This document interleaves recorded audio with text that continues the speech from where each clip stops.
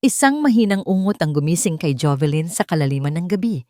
Isang tunog na hindi nagmumula sa lalamunan ng isang batang maayos ang tulog, kundi sa isang nilalang na hirap huminga.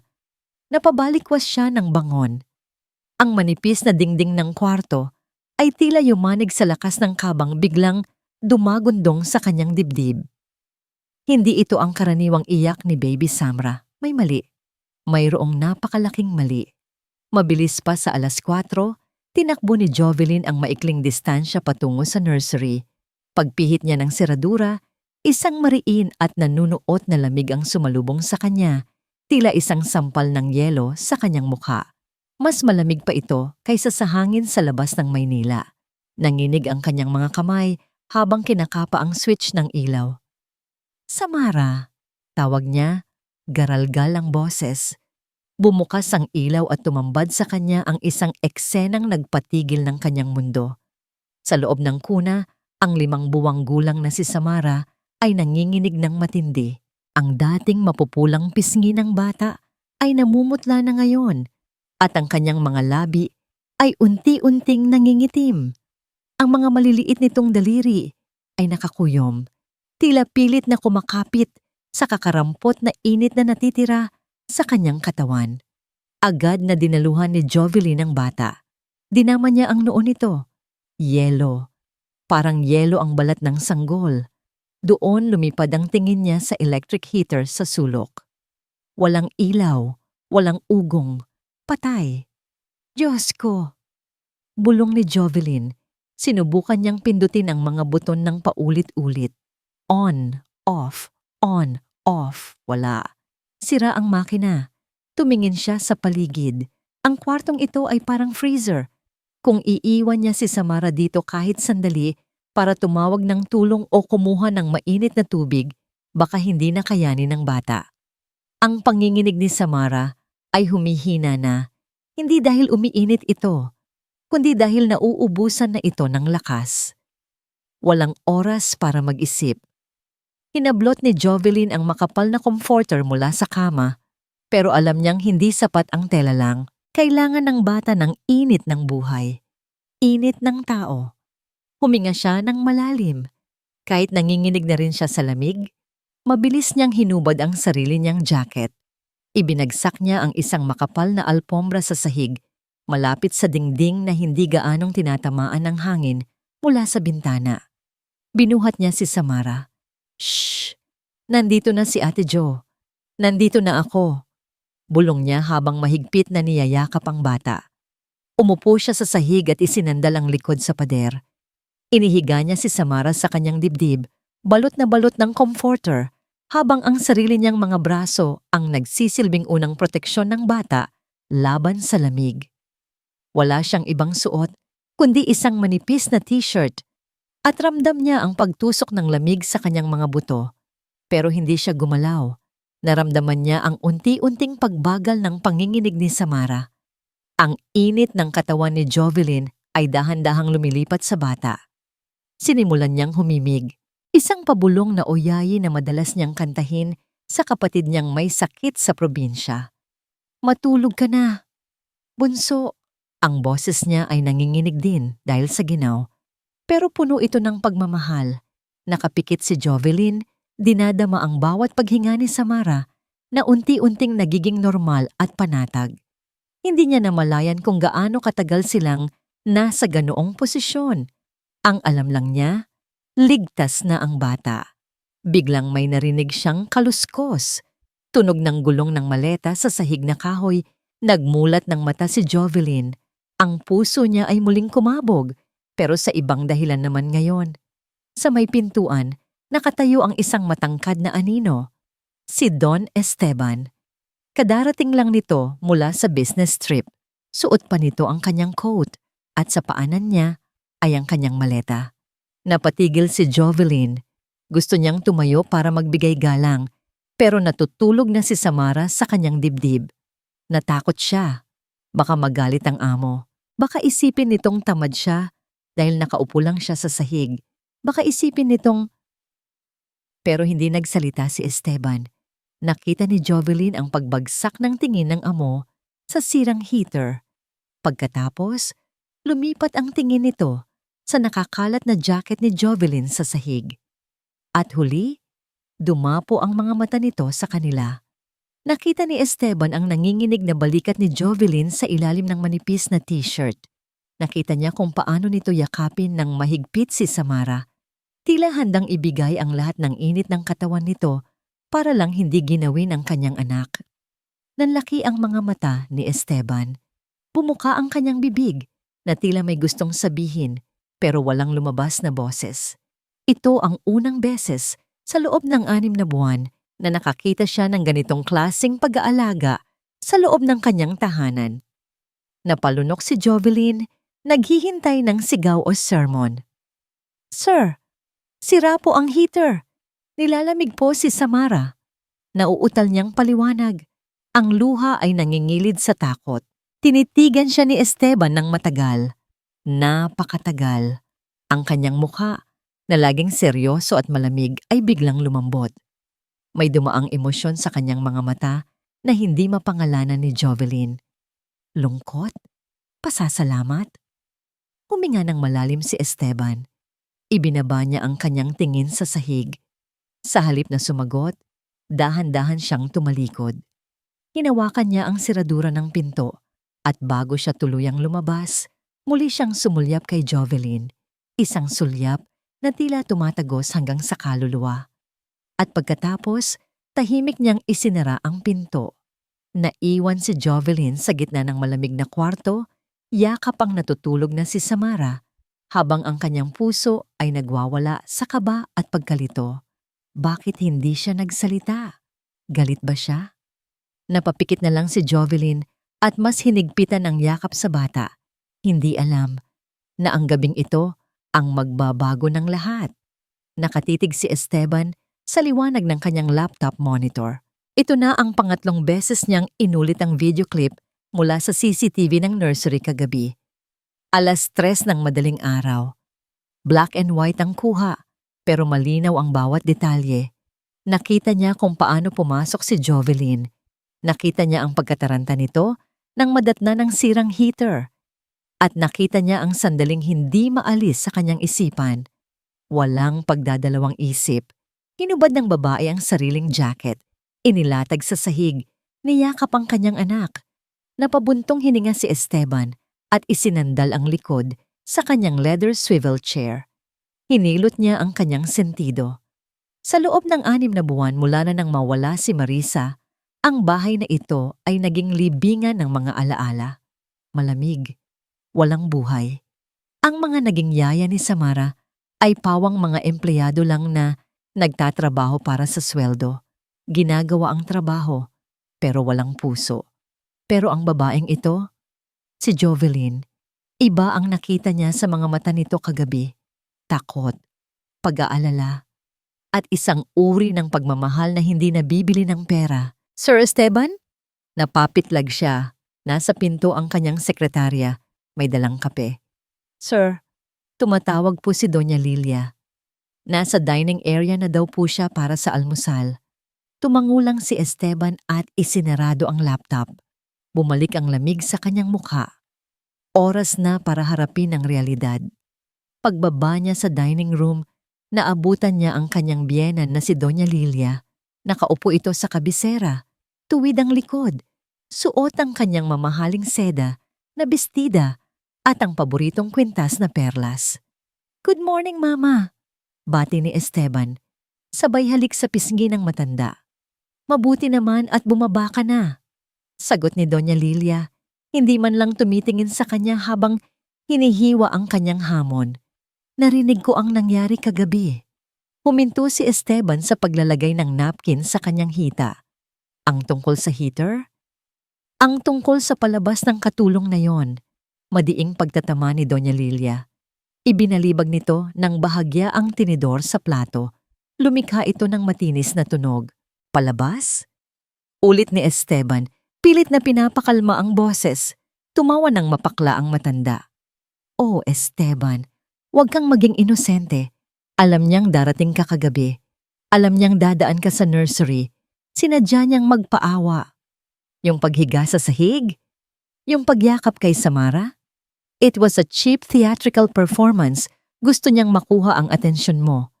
Kumuyom ang kamao ni Esteban sa ilalim ng mesa. Naalala niya ang nanginginig na balikat ni Jovelyn sa video. Ang takot sa mga mata nito nang makita siya. Walang sino mang artista ang kayang umarte ng ganoon kanatural sa gitna ng hating gabi na walang audience. Sira ang heater, Mama. Seryosong sagot ni Esteban. Muntik nang mag-hypothermia ang apo niyo. Dahil siguro ay sinira niya. Ganti ni Doña Lilia. Nalilisik ang mga mata. Ganyan ang mga babaeng galing sa hirap, Esteban. Gagawin ang lahat para makaangat. Gagamitin si Samara para mapalapit sa'yo. Para palitan ang anak ko. Tama na. Bumagsak ang palad ni Esteban sa mesa. Tumalsik ang kape sa tasa. Natahimik ang buong dining room. Maging ang mga katulong sa gilid ay napayuko sa takot. Ito ang unang pagkakataon na tinaasan niya ng boses ang kanyang biyenan. Huminga ng malalim si Esteban. Sinusubukang bawiin ang kanyang kontrol. Tinitigan niya si Doña Lilia sa mata. Nakita ko siya, Mama. Nakita ko ang ginawa niya bago pa man niya na lamang nandoon ako. Ibinigay niya ang init ng katawan niya para sa anak ko habang siya mismo ay nanginginig sa lamig. Tumayo si Esteban at inayos ang kanyang coat. Ipaayos niyo ang heater ngayon din. At ayoko nang makarinig ng kahit anong masamang salita laban kay Jovelyn. Siya ang nagligtas kay Samara. Respetuhin niyo yon. Tinalikuran niya ang matanda at naglakad palabas. Ramdam niya ang bigat ng tingin ni Doña Lilia sa kanyang likuran. Tila mga punyal na tumutusok. Alam niyang hindi ito ang katapusan. Kilala niya ang biyenan niya. Hindi ito nagpapatalo. Bago siya tuluyang lumabas ng main door, napahinto si Esteban. Nakalimutan niya ang kanyang cellphone sa side table malapit sa living room. Babalik sana siya, pero natigilan siya nang marinig niya ang boses ni Doña Lilia. Hindi ito sumisigaw. Mas nakakatakot ang boses nito ngayon. Mababa, malamig, at puno ng lason. May kausap ito sa telepono. Nagkubli si Esteban sa likod ng malaking haligi. Oh, bulong ni Doña Lilia. Masyado siyang nagmamarunong. Nakuha niya ang loob ni Esteban. May katahimikan sandali habang nakikinig ang matanda sa kabilang linya. Pagkatapos, isang ngisi ang gumuhit sa boses nito na nagpatindig ng balahibo ni Esteban. Hindi pwedeng magtagal ang babaeng yan dito. Kailangan nating alisin siya. Bago pa mahuli ang lahat, gawin mo ang inutos ko. Simulan niyo na. Nanlamig ang buong katawan ni Esteban. Hindi lang ito simpleng inis ng isang biyanan. May pinaplano si Lilia at sa tono ng pananalita nito, handa itong gawin ang lahat para sirain si Jovelyn. Tumingin si Esteban sa direksyon ng kusina kung saan naroon si Jovelyn na walang kamalay-malay sa bagyong paparating. Isang butil ng duda ang tumubo sa puso ni Esteban. Hindi duda kay Jovelyn, kundi duda sa kaligtasan ng babaeng ito sa loob ng sarili niyang pamamahay. Mabigat ang hangin sa loob ng mansyon ng mga Alcaraz. Para kay Jovelyn, ang bawat hakbang sa makintab na sahig na marmol ay tila paglalakad sa ibabaw ng manipis na yelo. Alam niyang sa anumang maling galaw, maari siyang mahulog at lumubog. Kape. Ang utos ay maikli, matigas, at nagmumula sa veranda kung saan nakaupo si Doña Lilia. Mabilis na kumilos si Jovelyn.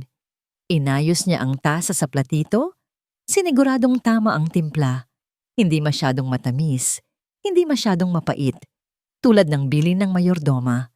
Nanginginig ang kanyang mga kamay habang binabagtas ang distansya papunta sa matanda. Eto na po, ma'am. Magalang na wika ni Jovelyn habang inilalapag ang kape sa lamesita. Pero bago pa man lapat na lapat ang tasa, biglang gumalaw ang siko ni Doña Lilia. Tila nagbabasa ito ng dyaryo at kunwari hindi napansin ang presensya ni Jovelyn. Tumama ang braso ng matanda sa kamay ni Jovelyn. Nabitiwan niya ang tasa. Aray! Napasigaw si Jovelyn nang tumapon ang kumukulong kape sa kanyang kanang kamay at pulso. Ang mainit na likido ay agad na pumula sa kanyang balat. Ang tasa ay nabasag sa sahig. Lumikha ng matinis na ingay. "Tanga!" sigaw ni Doña Lilia na mabilis na tumayo para iwasan ang talsik sa kanyang mamahaling tsinelas. "Tingnan mo ang ginawa mo. Napakalampa mo talaga." Napaupo si Jovelyn, hawak ang kanyang namumulang kamay. Ang hapdi ay parang tinutusok ng libu-libong karayom. Ang mga luha ay nagsimulang mamuo sa kanyang mga mata, hindi lang dahil sa sakit, kundi dahil sa hiya. "Sorry po, hindi ko po sinasadya." Garalgal niyang sagot, habang pilit na pinupulot ang mga bubog gamit ang nanginginig na kaliwang kamay. "Linisin mo yan." Ngayon din, utos ng matanda, bago ito tumalikod na parang walang nangyari. "At huwag kang aasa na babayaran ko ang gamot sa katangahan mo." Kinagabihan, sa maliit na kwarto ng mga katulong, hindi makatulog si Jovelyn. Ang paso sa kanyang kamay ay kumikirot pa rin kahit binuhusan na niya ng malamig na tubig.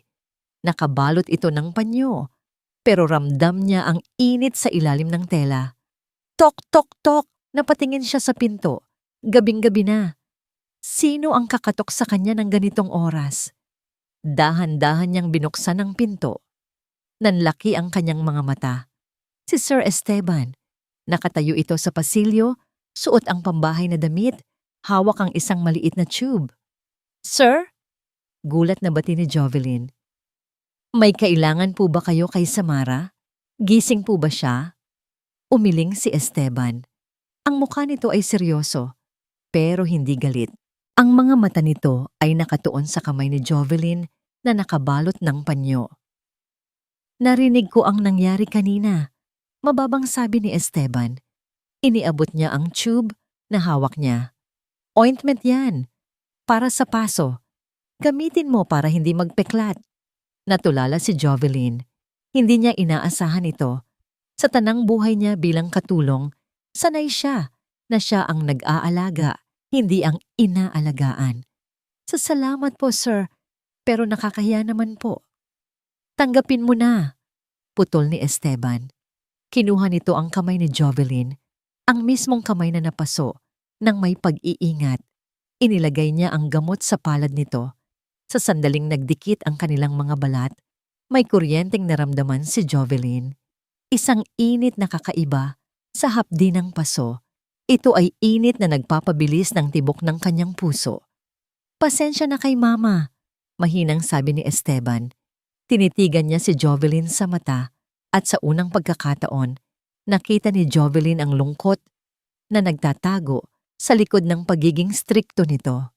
"Gawin mo lang ang trabaho mo kay Samara. Ako ang bahala sa iba." Tumalikod na si Esteban at naglakad palayo bago pa makasagot si Jovelyn.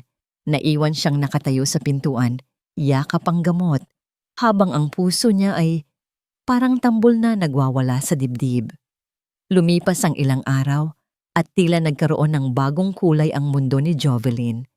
Ang hirap ng trabaho at ang pagsungit ni Doña Lilia ay nababawasan tuwing nakikita niya si Esteban.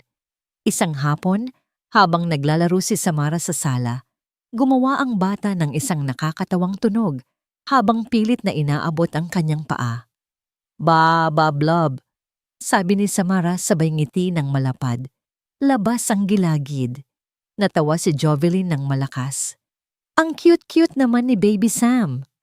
Marunong na pala siyang mag-bubbles ngayon. Napalingon si Jovelyn. Kadarating lang ni Esteban mula sa trabaho. Nakatayo ito sa likod ng sofa, nakangiti habang pinapanood ang anak. Iyon ang unang beses na narinig ni Jovelyn ang tawa ni Esteban. Isang tunog na malalim, mainit at totoo.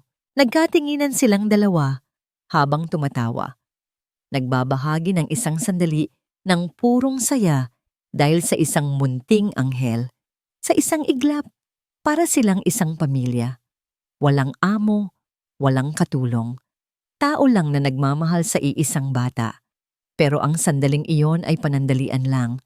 Mula sa hagdanan, isang anino ang nakamasid.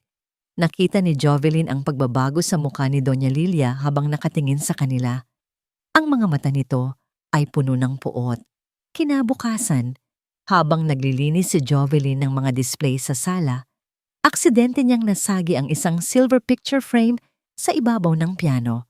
Larawan ito ni Marisa, ang namayapang asawa ni Esteban. Maganda ito.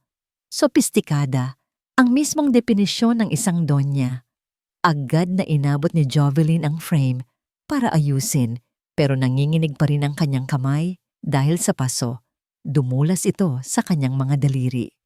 Kreak! Bumagsak ang frame sa sahig, nabasag ang salamin, nanlamig ang buong katawan ni Jovelyn. Anong ginawa mo? Ang sigaw ni Doña Lilia ay yumanig sa buong kabahayan. Mabilis itong nakababa ng hagdan at dinuro si Jovelyn.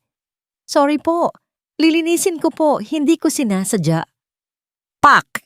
Isang malakas na sampal ang dumapo sa pisngi ni Jovelyn. Napahawak siya sa kanyang mukha. Gulat na gulat. Ang sakit ay tumagos hanggang sa kanyang kalooban. Huwag na huwag mong hahawakan ang gamit ng anak ko.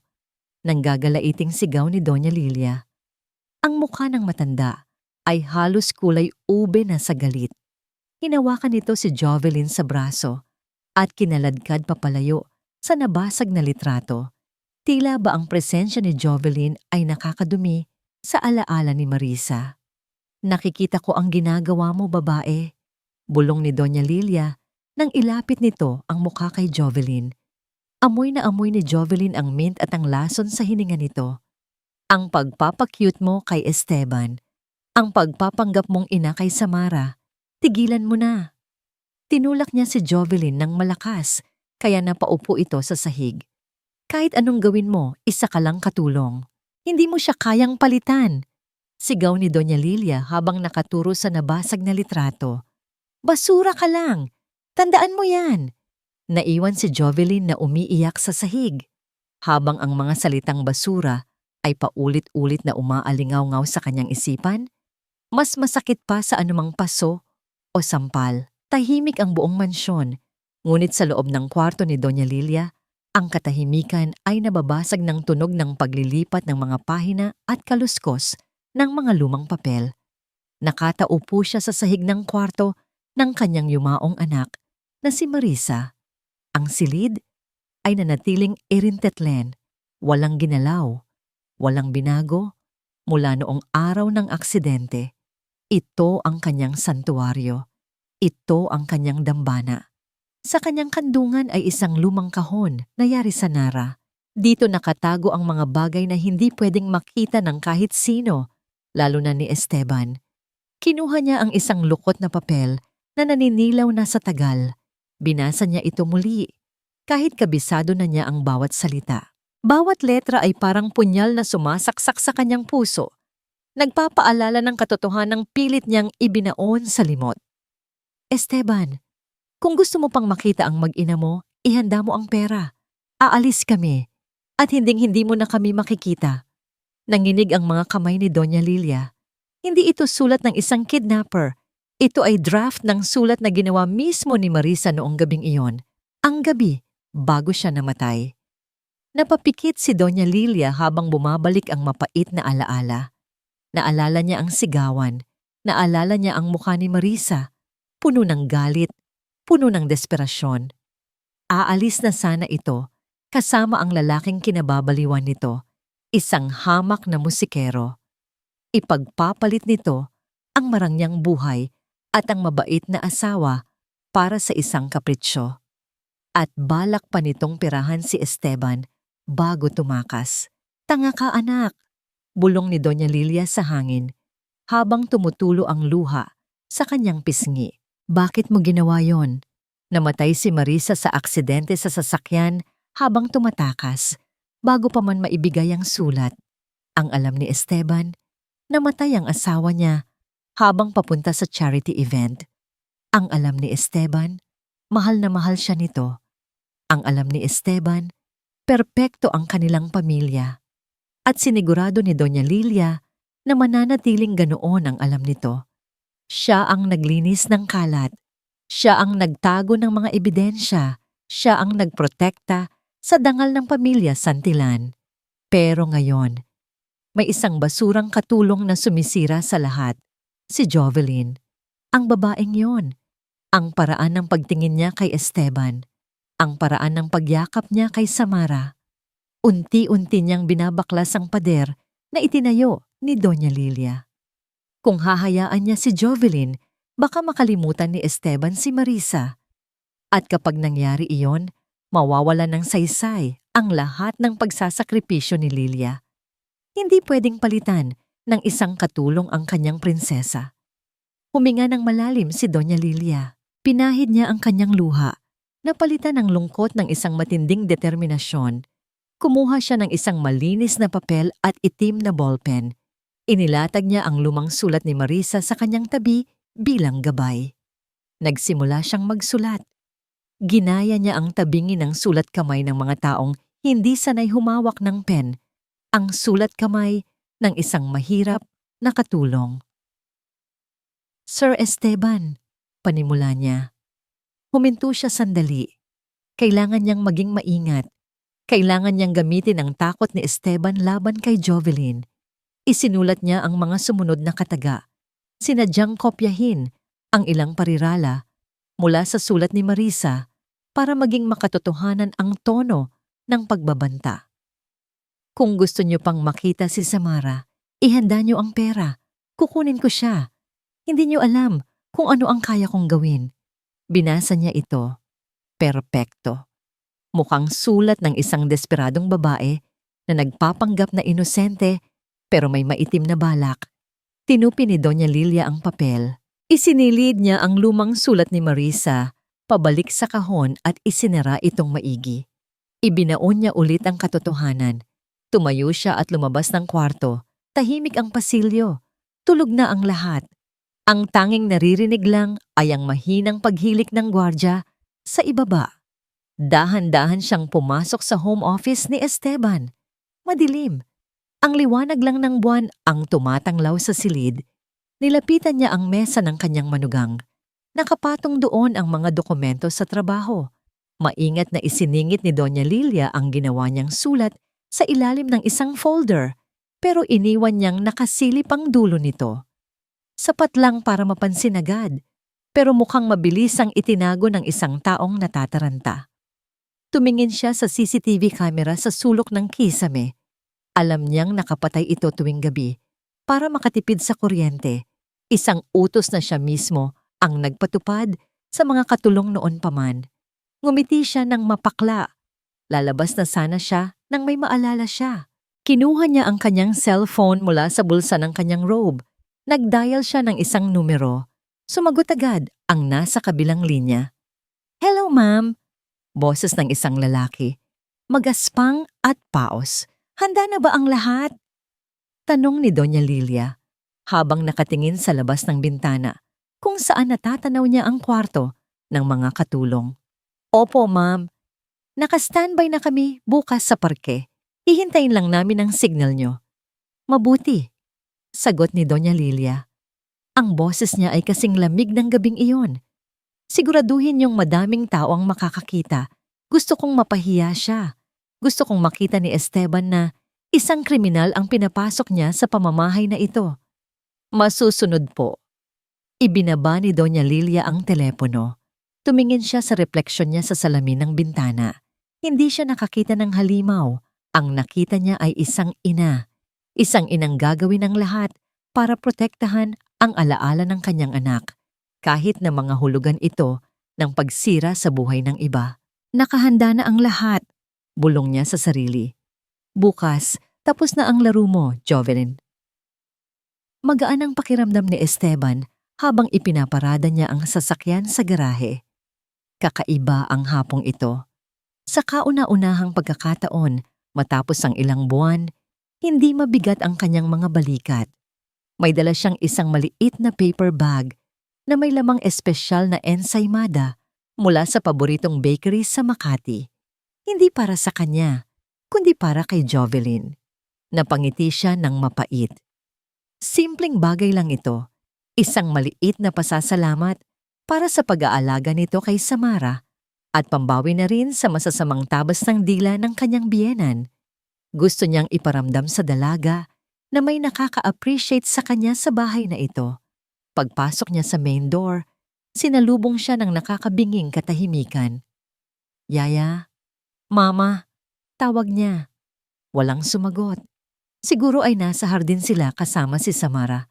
Dumiretso muna siya sa kanyang home office para ibaba ang kanyang briefcase at ang dala niyang pasalubong. Iniluwag niya ang kanyang kurbata at huminga ng malalim. Paglapit niya sa kanyang mesa, may napansin siyang kakaiba. Sa ilalim ng isang brown folder, may isang puting papel na nakasilip. Hindi ito dokumento mula sa opisina dahil gusal-gusal ang dulo nito, tila pinunit lang sa isang notebook. Kumunot ang noo ni Esteban. Mahilig siya sa kaayusan. Walang dapat na nakakalat sa mesa niya ng ganito. Hinila niya ang papel. Binasa niya ang nakasulat. Ang tinta ay itim, ang sulat kamay ay magulo, at tila minadali. "Sir Esteban, huwag kang pakampante. Hawak ko ang buhay ng anak mo. Kung gusto niyo pang makita si Samara, ihanda niyo ang pera. Kukunin ko siya. Hindi niyo alam kung ano ang kaya kong gawin." Bumagsak ang paper bag na dala ni Esteban. Nanigas ang buong katawan niya. Ang mga salita sa papel ay tila naging mga kamay na sumasakal sa kanya. Banta? Sa loob ng sarili niyang bahay? "Esteban," napalingon siya ng mabilis. Nasa pintuan si Doña Lilia.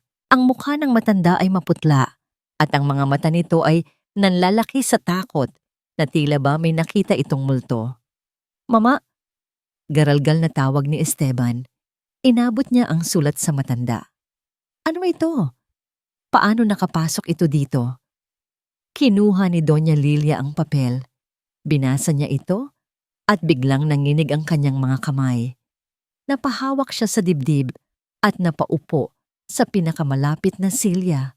"Diyos ko, Esteban," humagulgol si Doña Lilia. "Sinasabi ko na nga ba? Sinasabi ko na sa'yo." "Anong ibig niyong sabihin?" tanong ni Esteban. Nagsisimula nang bumilis ang tibok ng puso niya. Ang dugo ay umakyat sa kanyang ulo. Tumingin sa kanya si Doña Lilia. Puno ng luha ang mga mata. Sino ba ang bago dito sa bahay? Sino ba ang nangangailangan ng pera? "Di ba sabi mo may sakit ang kapatid ng babaeng yon?" Si Jovelyn." "Sino pa ba?" sigaw ni Doña Lilia. "Kaya pala ganun siya umarte. Kaya pala pilit niyang kinukuha ang loob mo at ni Samara para lumuwag ang bantay natin. Para makuha niya ang anak mo." Umiling si Esteban. Hindi magagawa yon ni Jovelyn. Nakita ko kung paano niya alagaan si Samara." "Esteban, gumising ka."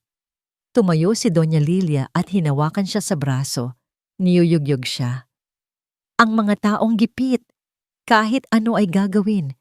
Huwag mong hayaang mapahamak ang apo ko dahil lang sa awa mo sa katulong na yan." Napatingin ulit si Esteban sa sulat na hawak ng biyenan niya. Ang utak niya ay nagtatalo. Ang puso niya ay sumisigaw na inosente si Jovelyn, na ang babaeng nagbalot ng sarili niyang jacket sa anak niya ay hindi kayang manakit. Pero ang ebidensya, ang motibo, ang sakit ng kapatid. Biglang nahagip ng mata niya ang huling pangungusap sa sulat. "Hindi niyo alam kung ano ang kaya kong gawin." Natigilan si Esteban. Parang may malamig na tubig na ibinuhos sa kanya. Ang pariralang iyon, ang tono ng pananalita. Parang narinig na niya yon dati. Hindi mula sa isang estranghero, hindi mula sa isang kriminal, kundi mula sa isang taong minahal niya noon. Mabilis na kinuha ni Esteban ang sulat mula sa kamay ni Doña Lilia. "Saan ka pupunta?" tanong ng matanda, na medyo nataranta sa biglang pagbabago ng aura ni Esteban. Hindi sumagot si Esteban. Mabilis siyang naglakad palabas ng opisina, paakyat sa hagdan. Ang kanyang mukha ay hindi na maipinta sa halo-halong emosyon. Takot, galit at isang matinding pagdududa na ngayon lang niya naramdaman. Dumiretso siya sa master's bedroom. Binuksan niya ang walk-in closet. Lumuhod siya sa harap ng isang nakatagong safe sa likod ng mga damit. Nanginginig ang mga daliri niya habang pinipindot ang code. Click! Bumukas ang safe. Sa loob nito, nandoon ang mga alahas, titulo ng lupa, at isang maliit na kahon ng mga alaala ni Marisa na hindi niya kayang itapon. Kinuha niya ang kahon, binuksan. Sa ilalim ng mga litrato, may mga lumang sulat, mga love letters, mga birthday cards, at isang pilas ng papel na nakuha niya sa bag ni Marisa noong araw na mamatay ito. Isang draft ng speech sana para sa anniversary nila o yun ang akala niya noon. Inilagay niya ang banta sa tabi ng lumang sulat ni Marisa. Nanlaki ang mga mata ni Esteban. Ang parirala, ang tabas ng pananalita. Halos magkapareho. Isang nakakakilabot na ideya ang pumasok sa isip niya. Paano kung magkakilala sila? Paano kung ang sindikatong nasa likod nito ay may kinalaman sa nakaraan ng asawa niya? O paano kung si Jovelyn ay hindi lang basta katulong? Napatingin siya sa bintana kung saan natatanaw ang hardin. Nakita niya si Jovelyn na nakaupo sa damuhan. Karga si Samara. Nakangiti ito. Pero ngayon, sa paningin ni Esteban, ang nangiting iyon ay hindi na mainit. Mukha na itong isang maskara. Kinuha niya ang kanyang cellphone at tinawagan ang head ng security. Ang boses niya ay kasing tigas ng bato. "Chief," sabi ni Esteban, habang hindi inaalis ang tingin kay Jovelyn. "I-monitor mo si Jovelyn Ramos. Bawat galaw, bawat text, bawat tawag, at huwag na huwag mong hahayaang mailabas niya si Samara sa gate nang wala ako." Ibinaba niya ang telepono. Ang puso niya ay, sa pangalawang pagkakataon, namanhid at nanigas. Kung totoo ang hinala niya, hindi lang trabaho ang mawawala kay Jovelyn. Sisiguraduhin niyang mabubulok ito sa kulungan. Nanginginig ang mga kamay ni Esteban habang hawak ang lumang kahon ng alaala. Amoy sampagwita at luma ng pabango ang sumingaw pagkabukas niya nito. Ito ang amoy ni Marisa. Sa loob ng 6 na buwan, hindi niya ito binuksan dahil sa takot na muling maramdaman ang sakit ng pagkawala. Pero ngayon, ang sakit na nararamdaman niya ay iba. Hindi ito lungkot. Ito ay takot. Isa-isa niyang inalis ang mga litrato. Litrato ng kasal nila. Litrato noong nagbubuntis si Marisa. Sa ilalim ng velvet na sapin ng kahon, may nakapa siyang kakaiba. Isang papel na nakatupi ng maigi. Nakasiksik sa pinakasulok na tila ba ayaw itong ipahanap. Hinugot ito ni Esteban. Luma na ang papel, naninilaw sa mga gilid. Dahan-dahan niya itong ibinuka. Agad niyang nakilala ang sulat kamay. Ang pino at maarteng stroke ng mga letra. Kay Marisa ito. Walang duda. Pero ang nilalaman ay hindi isang tula ng pag-ibig. "Esteban," basa niya sa isip. "Pagod na ako sa pagpapanggap. Aalis na kami ni Bura. Kung gusto mo pang makita ang anak mo kapag lumabas siya, maghanda ka ng pera. Hindi mo alam kung ano ang kaya kong gawin kapag gipit ako." Napaupo si Esteban sa sahig. Parang tumigil ang pagtibok ng puso niya.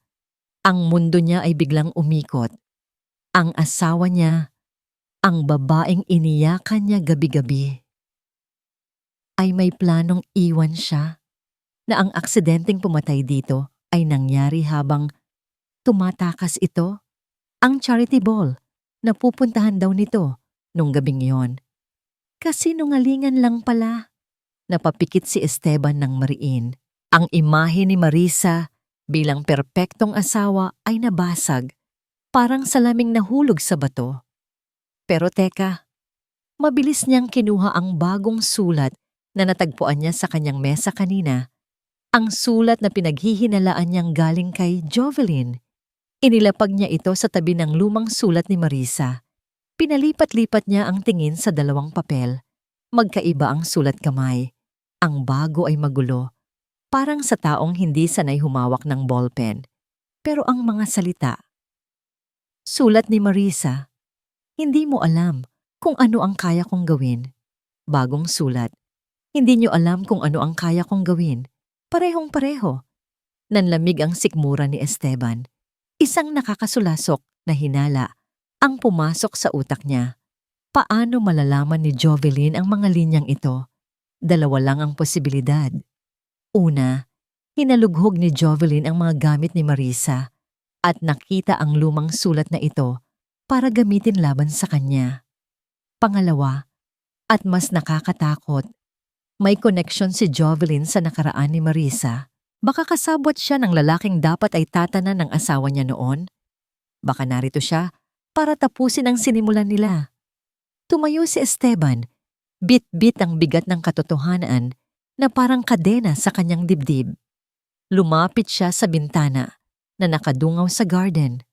Mula sa taas, kitang-kita niya si Jovelyn. Nakaupo ito sa ilalim ng puno ng mangga. Karga si Samara. Hineheli niya ang bata. Tumatawa si Jovelyn habang hinahawakan ang maliit na kamay ni Samara at ikinakaway ito sa hangin. Ang liwanag ng araw ay tumatama sa mukha ni Jovelyn na nagmumukhang anghel. Manloloko, bulong ni Esteban. Ang boses niya ay nanginginig sa galit. Ang nangiting iyon, ang pag-aalaga, lahat pala yun ay lason. Ginagamit niya ang bata, ginamit niya ang tiwala ni Esteban, at ang pinakamasakit, ginagamit niya ang mga salita ng namayapa niyang asawa para saktan siya. Para kay Esteban, si Jovelyn ay hindi na ang babaeng nagbalot ng jacket sa kanyang anak. Isa na itong ahas na nakapasok sa kanyang paraiso. Kailangan niyang protektahan si Samra. Kahit ano ang mangyari, kinuha niya ang kanyang cellphone. Ang kamay niya ay mahigpit na nakahawak dito hanggang sa mamuti ang kanyang mga knuckles. Nagdial siya. "Chief!" Bungad niya agad pagkasagot ng linya. Ang boses niya ay wala ng bahid ng pag-aalinlangan. Malamig na ito, kasing lamig ng bangkay ng kanyang asawa. "Yes, sir?" "Kanselahin mo ang lahat ng lakad ni Samara sa labi," utos ni Esteban habang nakatitig ng masama kay Jovelyn mula sa bintana. "At si Jovelyn? Bantayan niyo ang bawat hinga niya. Kapag lumabas siya ng gate kasama ang anak ko, hulihin niyo agad." "Sir, may problema po ba?" "Gawin mo na lang," sigaw ni Esteban bago ibinaba ang telepono. Humingal siya. Puno ng galit at sakit ang dibdib. Muli niyang tiningnan ang dalawang sulat sa sahig. Ang ebidensya ng dalawang babaeng nagtaksil sa kanya. "Hindi na ako magpapaloko ulit," bulong niya sa sarili. Hinding-hindi na. Napakaganda ng sikat ng araw sa parke. Maaliwalas ang langit. At ang simoy ng hangin ay presko. Malayo sa amoy ng usok at gamot na kinalakihan ni Jovelyn sa probinsya. Dito sa exclusive village park, tahimik at payapa ang lahat. "Masaya ka ba, Samara?" tanong ni Jovelyn habang dahan-dahang tinutulak ang stroller. Ang batang si Samara ay humahagik-gik, tuwang-tuwa sa mga lumilipad na paru-paro. Ang tawa ng bata ay parang musika na nagpapagaan sa lahat ng pagod ni Jovelyn.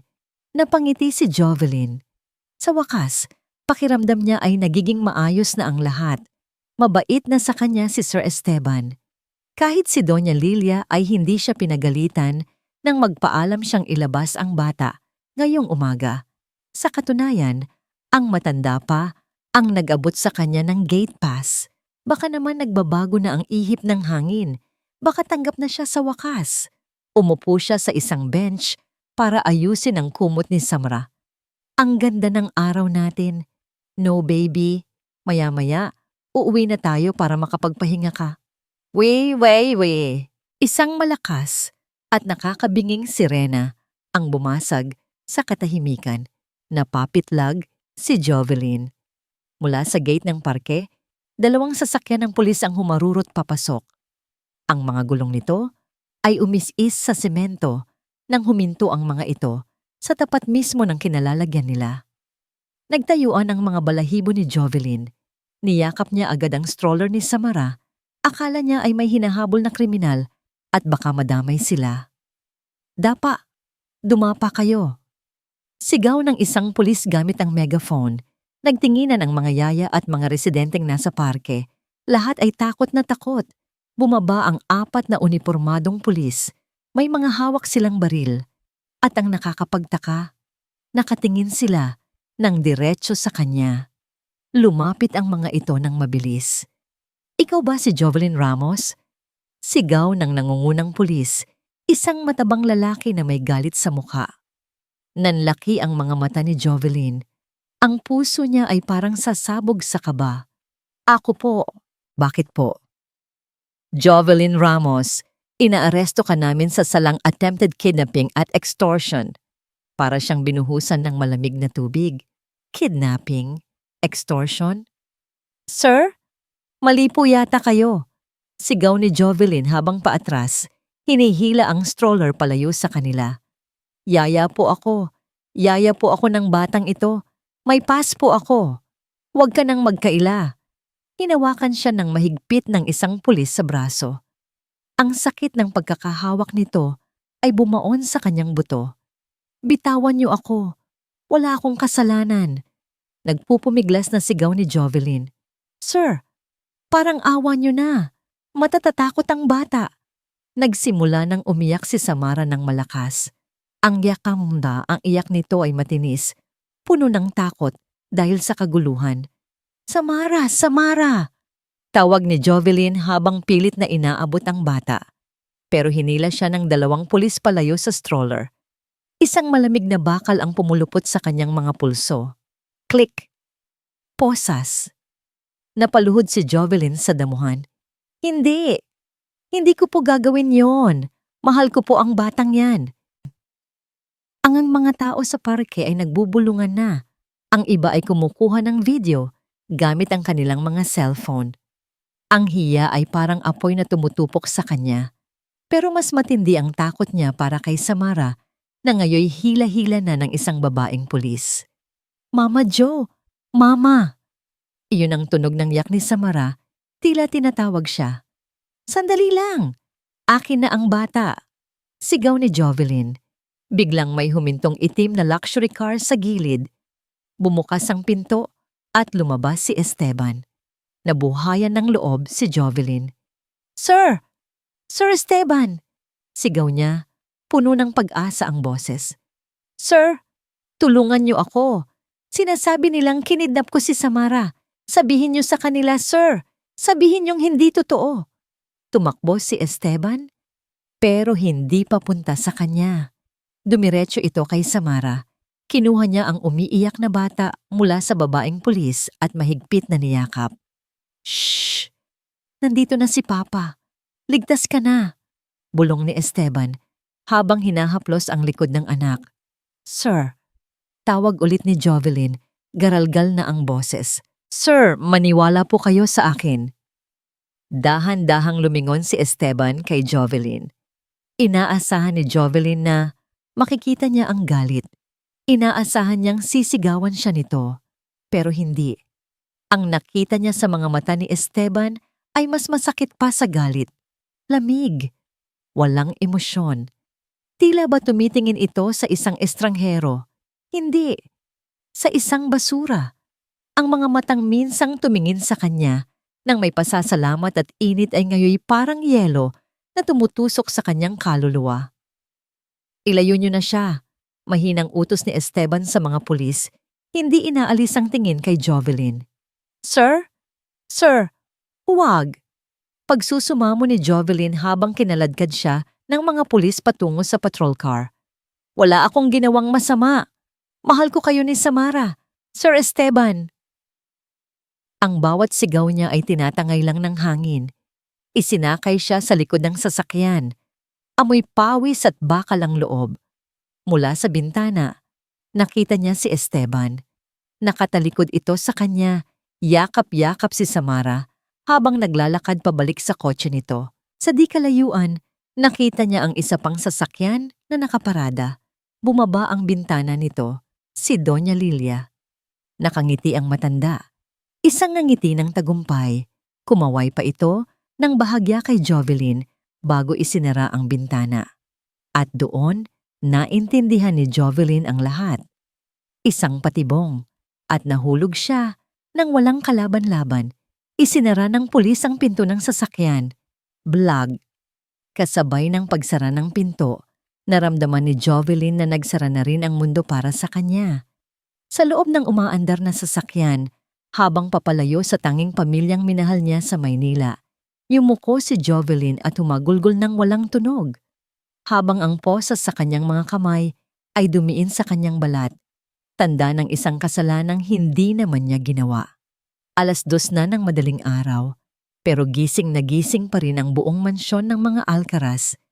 Hindi dahil sa liwanag ng mga ilaw, kundi dahil sa walang humpay na iyak na nagmumula sa nursery.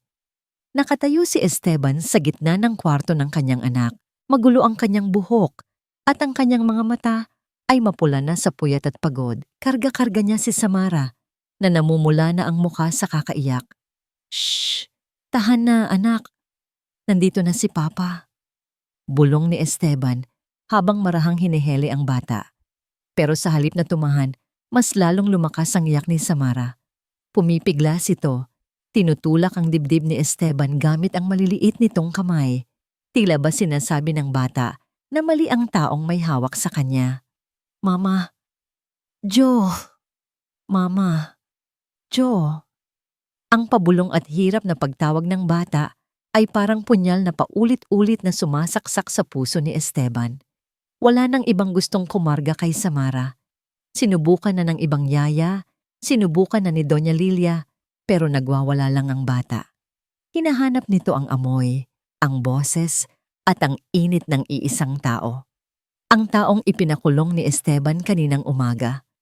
Ibinaba ni Esteban si Samara sa kuna dahil nangangawit na ang kanyang mga braso. Agad na nag-curl ang bata sa sulok, yakap ang isang unan, at patuloy na humikbi.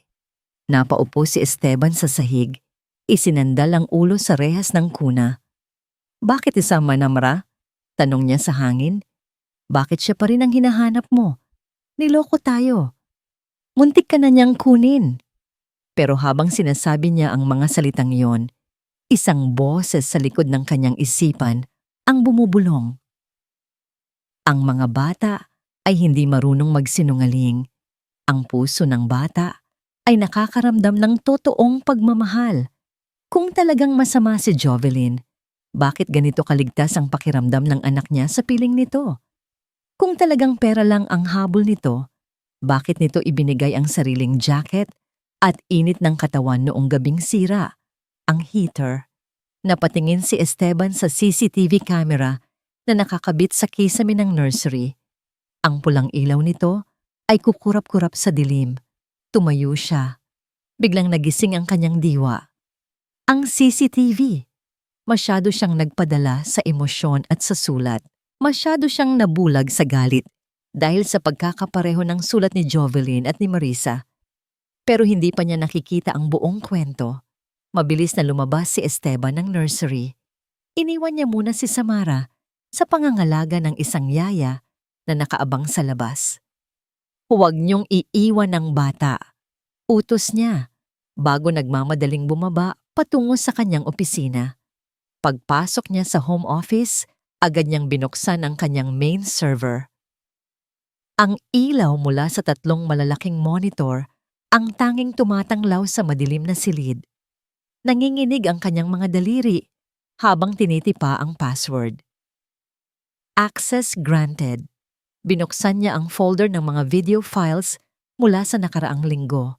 Kailangan niyang makita kung paano nakapasok ang sulat sa mesa niya. Ang sabi ni Doña Lilia, nakita niya itong nakasilip sa ilalim ng folder nung hapon na yon. Ibig sabihin, inilagay iyon doon bago siya dumating galing trabaho. Hinanap niya ang petsa ng nakaraang Martes, 8:00 ng umaga. Pumasok ang cleaning staff. Nagpunas, nag-vacuum, walang nilagay sa mesa. 11:00. Pumasok si Jovelyn. Napahinto si Esteban. Pinigil niya ang kanyang paghinga. Sa video, may dalang feather duster si Jovelyn. Nagpunas ito ng mga estante ng libro. Inayos ang mga kurtina. Lumapit ito sa mesa. Sumikip ang dibdib ni Esteban. Eto na ang ebidensya. Pero sa screen, nakita niyang pinunasan lang ni Jovelyn ang ibabaw ng mesa. Inangat ang picture frame ni Samara, pinunasan, at ibinalik ng maayos. Pagkatapos, lumabas na ito. Walang papel, walang sulat na inilagay. Kumunot ang noo ni Esteban. Imposible. Kung hindi si Jovelyn, sino? Pinabilis niya ang takbo ng video. Fast forward, 1:00 ng hapon. Walang tao, 2:00. Walang tao, 3:00.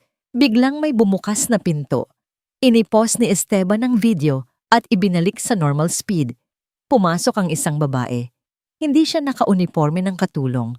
Nakasuot siya ng isang eleganteng silk robe na pambahay. Si Doña Lilia. Nagtaka si Esteban. Madalas sabihin ng biyenan niya na ayaw nitong pumapasok sa opisina dahil amoy tabako at amoy lalaki daw ang kwarto. Sa video, dahan-dahang naglakad si Doña Lilia palapit sa mesa. Lumingon-lingon ito sa pinto. Tila sinisigurong walang nakakakita. Nanlaki ang mga mata ni Esteban nang makita niya ang hawak ng matanda.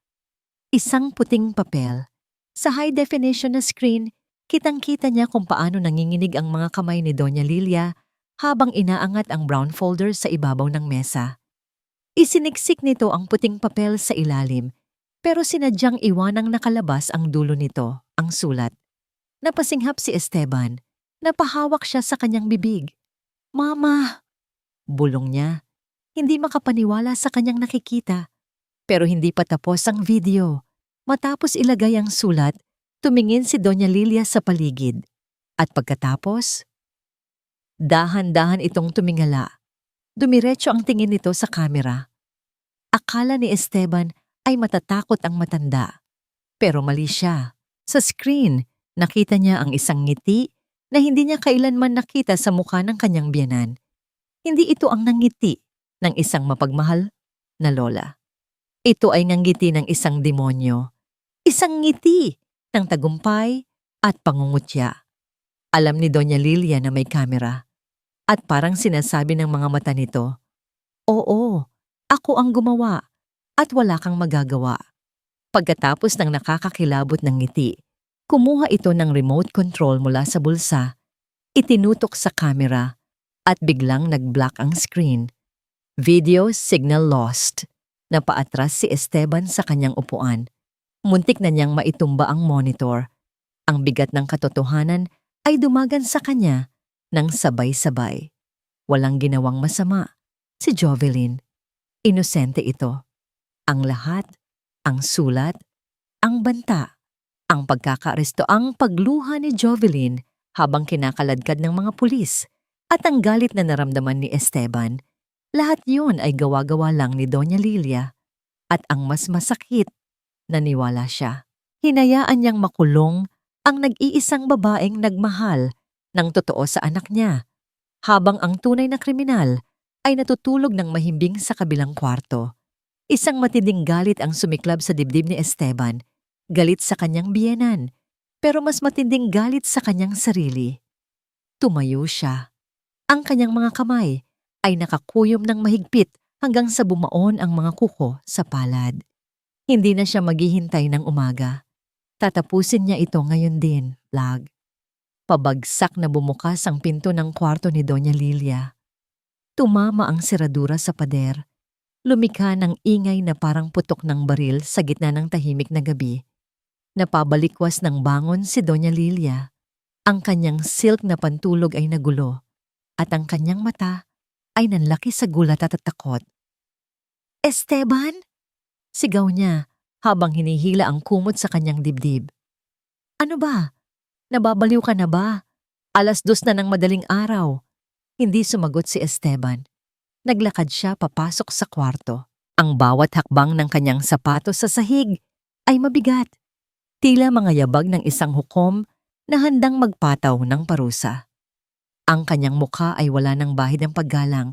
Wala na ang maamong manugang na laging sumusunod. Ang nasa harap ni Lilia ngayon ay isang ama na ninakawan ng katarungan at isang asawa na niloko ng mahabang panahon. "Lumabas ka!" Utos ni Doña Lilia. Sinusubukang bawiin ang kanyang awtoridad kahit nanginginig ang boses. "Wala kang karapatang..." Tapos na ang palabas, Mama. Malamig ang boses ni Esteban. Mas malamig pa sa bangkay. Inihagis niya ang kanyang tablet sa kama, malapit sa paanan ng matanda. Panoorin niyo. Utos niya. Tumingin si Doña Lilia sa screen. Nakaplay ang video. Ang video kung saan makikita siyang pumasok sa opisina. Ang video kung saan inipit niya ang sulat. At ang video kung saan ngumiti siya ng malademonyo sa kamera bago ito patayin. Namutla si Doña Lilia. Ang kulay ng dugo ay tila hinigop mula sa kanyang mukha. Nanginginig ang kanyang mga labi pero walang lumalabas na salita. Akala niyo ba ay sira ang lahat ng CCTV? Tanong ni Esteban habang dahan-dahang lumalapit sa kama. Akala niyo ba ay matatago niyo habang buhay ang baho niyo? Esteban, pakinggan mo ako. Nauutal na depensa ni Lilia. Mali ang iniisip mo. Sinusubukan ko lang. Sinusubukan ano? Sigaw ni Esteban. Ang ugat sa kanyang leeg ay lumabas sa tindi ng galit. Sinusubukan niyong sirain ang buhay ng isang inosenteng tao? Sinusubukan niyong ilayo sa apo niyo ang nag-iisang babaeng nagmamahal sa kanya ng totoo? Lumapit pa si Esteban.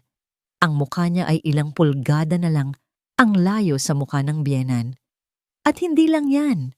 Bulong ni Esteban, isang bulong na puno ng panganib. Nakita ko ang lumang sulat ni Marisa. Doon tuluyang gumuho ang mundo ni Doña Lilia. Napahawak siya sa kanyang bibig at ang mga luha ay nagsimulang umagos. Hindi luha ng pagsisisi, kundi luha ng isang taong nahuli. Ang mga salita sa banta. Parehong-pareho ng mga salita sa sulat ng anak niyo. Patuloy ni Esteban. Aalis na sana siya. Di ba?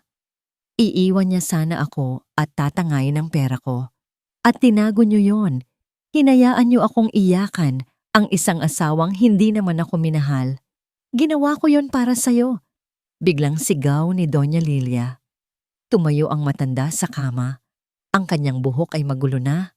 Ang kanyang itsura ay parang isang baliw. Ginawa ko yon para sa pamilyang ito. Para sa dangal natin. Hiyaw niya habang tumutulo ang sipon at luha. Kung nalaman ng mga tao na ang asawa ng isang Esteban Alcaraz ay isang taksil na sasama sa isang musikero, anong sasabihin nila? Magiging katatawanan ka. Sinagip ko ang pangalan mo. Sinagip! Tumawa ng mapakla si Esteban. Wala kayong sinagip, kundi ang sarili niyong ego. At dahil sa kasinungalingan niyo, muntik nang mabulok sa kulungan si Jovelyn. Si Jovelyn! Si Jovelyn na naman! Hysterical na sigaw ni Lilia. Bakit ba patay na patay ka sa basurang yon? Katulong lang siya, Esteban. Hindi siya bagay sa'yo. Hindi niya pwedeng palitan ng anak ko. Mas may dangal pa ang basurang iyon kaysa sa inyong mag-ina. Mariing sagot ni Esteban. Kinuha niya ang kanyang cellphone mula sa bulsa. Anong gagawin mo? Tanong ni Lilia. Biglang kinabahan nang makita ang pagdial ni Esteban. Chief, sabi ni Esteban sa telepono. Hindi inaalis ang tingin sa biyanan. Pumunta kayo dito sa kwarto ni Doña Lilia. Ngayon din. Esteban, wag! Pagsusumamo ni Lilia. Lumapit siya at hinawakan ang braso ni Esteban. Mama mo ako. Biyenan mo ako. Wag mo akong ipapahiya. Hinawi ni Esteban ang kamay ng matanda na parang isang dumi. Kayo ang nagpahiya sa sarili niyo. Sagot niya. Hinarap ni Jovelyn ang mga pulis ng walang kalaban-laban kanina. Ngayon, kayo naman ang humarap sa batas. Bumukas ang pinto at pumasok ang dalawang security guard. Kasunod ang head ng security. Hawakan niyo siya, utos ni Esteban. Tumawag kayo ng pulis. Ibigay niyo ang lahat ng CCTV footage. Ipakita niyo kung sino ang totoong nag-iwan ng banta at nag-frame up kay Jovelyn Ramos. Esteban, parang awa mo na. Sigaw ni Doña Lilia habang hinahawakan siya ng mga gwardya. Nagpupumiglas siya, sumisipa, nagmumura. Walang hiya ka, matapos ng lahat ng ginawa ko para sa pamilyang ito. Tinalikuran siya ni Esteban. Hindi na niya pinakinggan ang mga sumpa at iyak ng matanda. Para sa kanya, ang boses na yon ay boses na ng nakaraan. Isang nakaraang puno ng lason at kasinungalingan. Mabilis siyang lumabas ng kwarto, pababa ng hagdan. Kailangan niyang umalis. Bawat segundong lumilipas ay parang tinik sa dibdib niya. Si Jovelyn, nasa presinto ito ngayon. Mag-isa, takot, at malamang ay iniisip na galit sa kanya ang buong mundo. Sumakay si Esteban sa kanyang kotse, binuhay ang makina, bumuhos ang malakas na ulan kasabay ng pagharurot niya palabas ng gate. Ang wipers ng sasakyan ay halos hindi kayanin ang lakas ng ulan, pero hindi binagalan ni Esteban ang takbo. Ang nasa isip lang niya ay ang mukha ni Jovelyn, ang pagmamakaawa nito kanina sa parke, ang luha sa mga mata nito habang nakatingin sa kanya. Patawarin mo ako, Jovelyn, bulong niya sa sarili, habang mahigpit na nakahawak sa manibela. Papunta na ako. Hinding-hindi na kita iiwan ulit. Tinapakan niya ang silinyador, binabagtas ang madilim na kalsada, patungo sa babaeng hindi niya alam na minamahal na pala niya higit pa sa kanyang inaakala. Malamig ang sementong sahig ng selda, pero mas malamig ang nararamdaman ni Jovelyn sa kanyang puso. Nakatukod ang kanyang noo sa tuhod, yakap ang sarili sa isang sulok. Ang ingay ng ulan sa labas ay tila nakikisimpatya sa kanyang pagluha. Ilang oras na siyang nandito. Hindi na niya alam. Ang alam lang niya, tapos na ang lahat. Wala na siyang babalikan. Wala na si Samra. Biglang bumukas ang mabigat na pintuan ng presinto. May mga yabag na mabilis na papalapit. Mabibigat na yabag, hindi nag-angat ng tingin si Jovelyn. Ayaw na niyang makita ang mga pulis. Ayaw na niyang marinig ang mga akusasyon. Jovelyn! Napapitlag siya. Ang boses na yon, garalgal, hinihingal, at puno ng takot. Dahan-dahan siyang nag-angat ng tingin. Sa labas ng rehas, nakatayo si Esteban. Basang-basa ito ng ulan. Ang kanyang buhok ay magulo. Ang kanyang mamahaling suit ay gusot. At ang kanyang dibdib ay mabilis ang pagtaas-baba. Sir? Bulong ni Jovelyn, hindi makapaniwala. Bakit po kayo nandito? Wala po akong ginawa. Maniwala po kayo. Bago pa siya makatapos, ginawa ni Esteban ang isang bagay na hindi inakala ni Jovelyn na gagawin ng isang alcaraz. Lumuhod ito.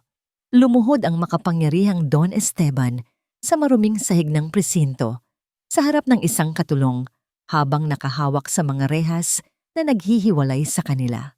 Alam ko, garalgal na sabi ni Esteban habang tumutulo ang luha mula sa kanyang mga mata, humahalo sa patak ng ulan sa kanyang mukha. Alam ko na, Jovelyn, nakita ko ang lahat. Si Mama ang may gawa. Natigilan si Jovelyn. Parang tumigil ang pag-ikot ng mundo. Patawarin mo ako, patuloy ni Esteban, at sa pagkakataong ito, humagulgol na ang lalaki. Patawarin mo ako dahil hindi kita pinrotektahan. Patawarin mo ako dahil naniwala ako sa kasinungalingan. Patawarin mo ako dahil hinayaan kitang masaktan. Inilapit ni Jovelyn ang kanyang kamay sa rehas.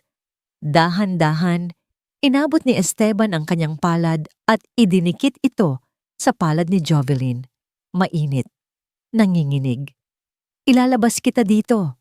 Pangako ni Esteban. Ang kanyang mga mata ay nagnininga sa determinasyon. Ngayon din. At hinding-hindi ko nahahayaang may manakit sa iyo ulit. Pangako. Lumipas ang 1 taon. Ang hardin ng mansyon ng mga Alcaraz ay tila nagbago ng anyo. Kung dati ay tahimik at malungkot ang lugar na ito, ngayon ay puno na ito ng kulay. Ang mga bulaklak ay namumukadkad sa ilalim ng mainit na sikat ng araw sa hapon. Nakaupo si Jovelyn sa ibabaw ng isang checkered na sapin sa damuhan. Pinapanood niya ang isang batang babae na tumatakbo-takbo habang hinahabol ang mga paru-paro. Dahan-dahan lang, Samara. Baka madapa ka. Tawag niya nang nakangiti. 1 taon at 5 buwan na ngayon si Samara. Malusog, masigla, at puno ng tawa. Napabuntong hininga si Jovelyn. Marami ang nagbago. Wala na si Doña Lilia sa bahay na ito. Nasa isang pasilidad na ito para sa mga may sakit sa pag-iisip, malayo sa kanila. Ang mansyon na dati parang kulungan ay naging isang tunay na tahanan. Pero may mga bagay na hindi pa rin sigurado. Nanatili si Jovelyn bilang tagapag-alaga. Iyon ang titulo niya.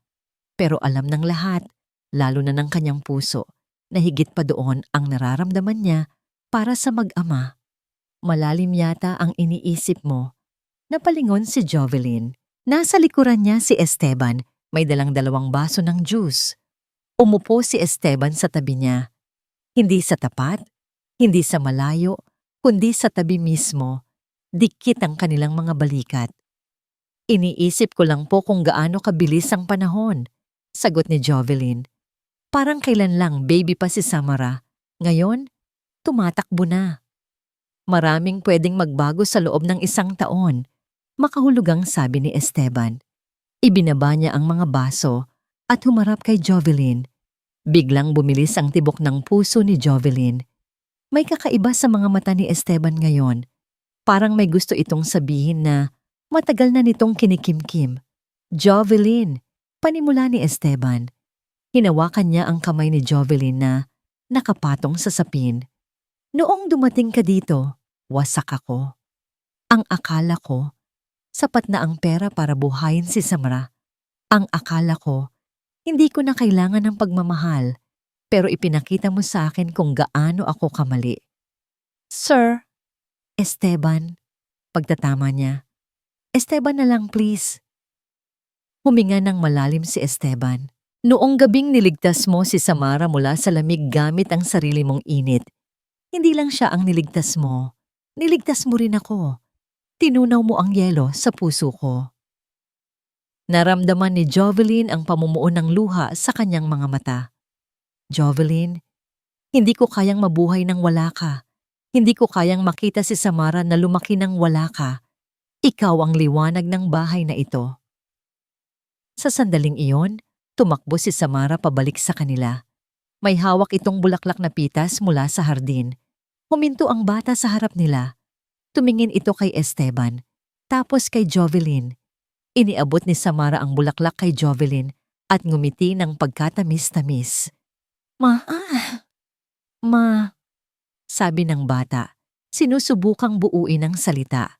Napahinto sina Jovelyn at Esteban. Mama, Joe! Malinaw na bigkas ni Samara. Mama Joe! Napahawak si Jovelyn sa kanyang bibig. Ang mga luhang kanina pa niya pinipigil ay tuluyan ng bumagsak. Ito ang unang beses na binigkas ni Samara ang pangalan niya ng ganoon kalinaw. Napangiti si Esteban, isang nangiting umaabot hanggang tenga. Narinig mo yon? Tanong ni Esteban. Mukhang naunahan pa ako ng anak ko. Dahan-dahang lumuhod si Esteban sa damuhan sa harap mismo ni Jovelyn. Mula sa kanyang bulsa, inilabas niya ang isang maliit na kahon na pelus. Binuksan niya ito at tumambad ang isang singsing. Simple, pero kumikinang sa ilalim ng araw. Jovelyn, sabi ni Esteban, ang boses ay puno ng emosyon. Tinanggap mo si Samara bilang anak mo kahit hindi mo siya kadugo. Tinanggap mo ako kahit puno ako ng sugat at pagdududa. Ngayon, hayaan mong ibigay ko sa iyo ang pangalang nararapat sa iyo. Tumingin siya nang diretso sa mga mata ni Jovelyn. Will you marry me? Will you be my wife and Samara's mother? Sa papel, sa batas, at sa puso. Hindi makapagsalita si Jovelyn. Ang tanging nagawa niya ay tumango ng paulit-ulit habang umaagos ang masaganang luha sa kanyang mga pisngi. Oh! Bulong niya, bago lumakas ang boses dahil sa tuwa.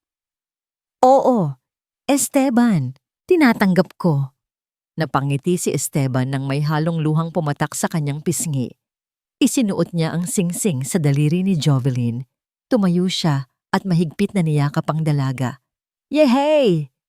Sigaw ni Samara na kahit hindi lubos na naiintindihan ang nangyayari, ay nakaramdam ng saya. Tumakbo ang bata at yumakap sa kanilang mga binti. Yumuko si Esteban at binuhat si Samara, habang nakayakap naman ang isang braso niya kay Jovelyn. Nagyakapan silang tatlo, isang pamilyang nabuo hindi dahil sa dugo, kundi dahil sa pagmamahal na sinubok ng panahon at pinagtibay ng katotohanan. Habang lumulubog ang araw at kinukulayan ng kahel ang kalangitan, napagtanto ni Jovelyn na wala na siyang mahihiling pa. Mula sa malamig na gabi, kung saan una niyang niyakap si Samara, hanggang sa mainit na hapong ito, napatunayan niyang ang tunay na yaman ay hindi ginto o mansyon, kundi ang pagkakaroon ng tahanan sa puso ng mga taong nagmamahal sa iyo. Ito ang simula ng kanilang forever.